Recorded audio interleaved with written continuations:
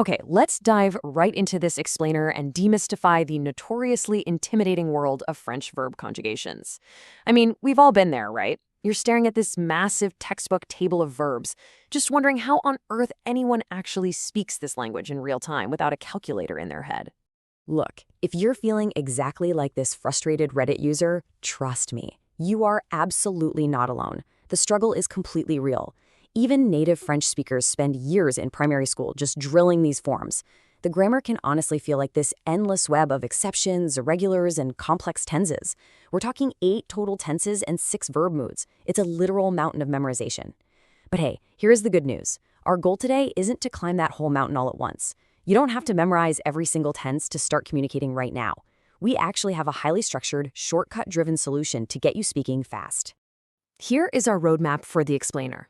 We're going to cover the French verb struggle, give you some tense cheat codes, and then master the present, conquer the past, and navigate the future.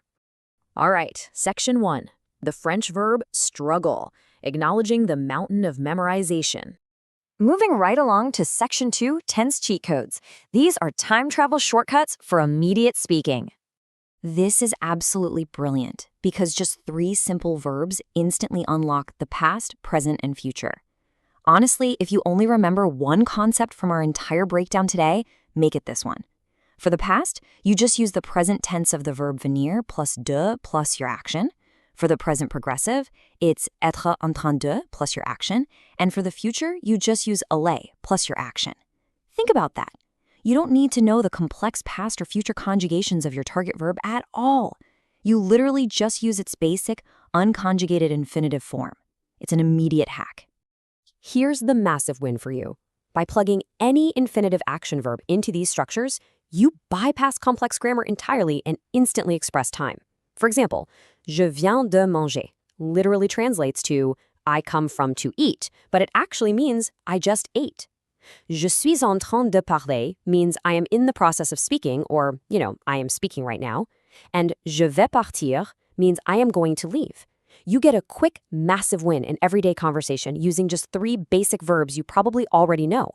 Okay, Section 3, mastering the present, the ultimate foundation of all French communication. The present tense really is the absolute core of the language. Once you master it, it unlocks everything else. And here's a fantastic pro tip for you. In spoken, everyday French, native speakers often simplify things. For instance, they frequently drop the formal nous for we and just use on, which takes the exact same verb form as il or elle. That is one entire conjugation you can just stop worrying about in daily conversation. Now, regular verbs fall into 3 predictable buckets based on their endings, er, ir, and re. Once you recognize these 3 predictable buckets, you can automatically conjugate literally hundreds of verbs. Oh, and notice this wonderful pronunciation trick for those er verbs. The je, tu, and il or elle forms all sound completely identical when spoken aloud, even though they're spelled slightly differently. Pretty cool, right?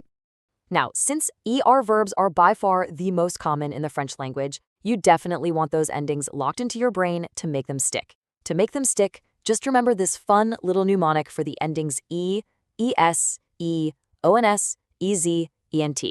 Every elephant eats oranges every evening. It's simple, it's catchy, and yeah, slightly silly, but it will completely save you when you're staring blankly at a written test or trying to compose an email. Of course, French wouldn't be French without some irregulars, right? But you absolutely must memorize these 4 major irregular verbs by heart. Être, avoir, aller, and faire. Seriously, do not skip these. Why? Because these 4 are the foundational building blocks for almost everything else you're going to do in the language. Not only are they the most common verbs you'll use day to day, but as we saw with our cheat codes earlier, they actually act as the crucial helper verbs to build both the past and future tenses. Moving on to Section 4, conquering the past. It's the ultimate battle of Passé Composé versus Imparfait. All right, we're now tackling what is probably the most dreaded grammar topic for learners, knowing exactly when to use which past tense. I want you to think of it exactly like directing a movie scene. Imagine you're watching a classic French film. The Imparfait sets the atmospheric background. It paints the picture for us. It's the weather, the emotions, the ongoing habits. It was raining, the cafe was quiet, and he felt sad. That is all Imparfait. The Passé Composé, on the other hand, is the sudden, concrete action that actually drives the plot forward. Suddenly, the door slammed open. background versus event. It's a highly visual, cinematic way to view grammar, and it works flawlessly. And here's a really fantastic, highly practical tip. Spotting specific clue words in a sentence will instantly guide you toward the correct past tense, literally taking the guesswork right out of it. If you see words that imply a recurring habit, like souvent, meaning often, or chaque jour, meaning every day, you use the background tense, the imparfait. But if you see words that imply a specific, sudden event, like soudain, meaning suddenly, or here, meaning yesterday, you lock in the action tense, the Passé Composé. Now, when forming that action-oriented Passé Composé, most verbs use avoir as their helping verb. But you're going to need to meet a very strict fictional character, Dr. Mrs. Vandertramp. This famous mnemonic device represents 17 special, somewhat rebellious French verbs that absolutely refuse to use avoir and instead require être as their helping verb in the past tense. The secret here is that these Vandertramp verbs share a distinct theme. They almost always involve movement, like going up, coming down, entering, or leaving, or they involve a profound change of state, like being born or dying. And here's the golden rule you absolutely must remember. When you use être with these specific verbs in the past tense, the past participle has to grammatically agree in gender and number with whoever is actually performing the action. So if a group of women went out, you must add an extra e for feminine and an s for plural to the very end of the verb. It's a small detail, but absolutely crucial. Finally, Section 5, Navigating the Future.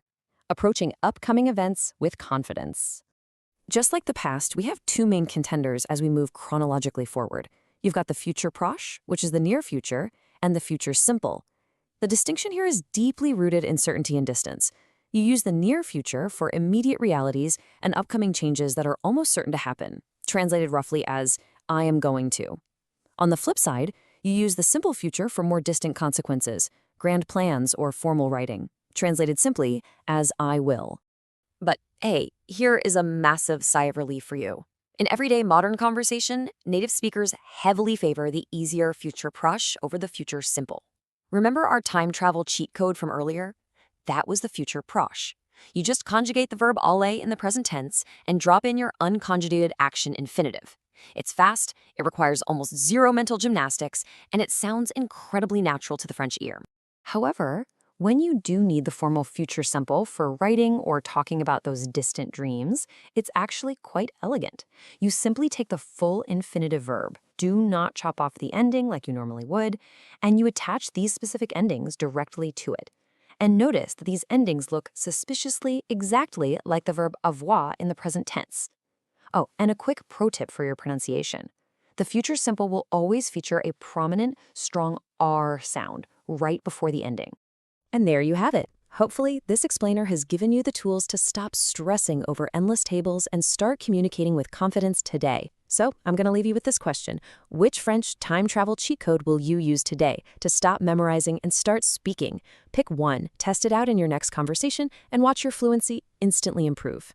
Keep learning, keep practicing, and we'll see you in the next explainer.